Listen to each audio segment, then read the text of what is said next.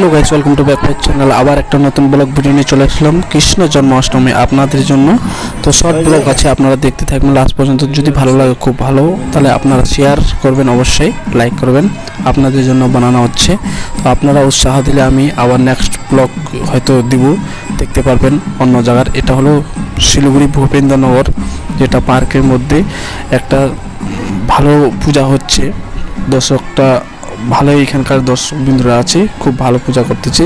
প্রত্যেকটি পূজা এখানে হয়, তো অবশ্যই দেখতে থাকেন। কৃষ্ণ জন্মাষ্টমী কাদো খেলা আমাদের বাঙালির মধ্যে।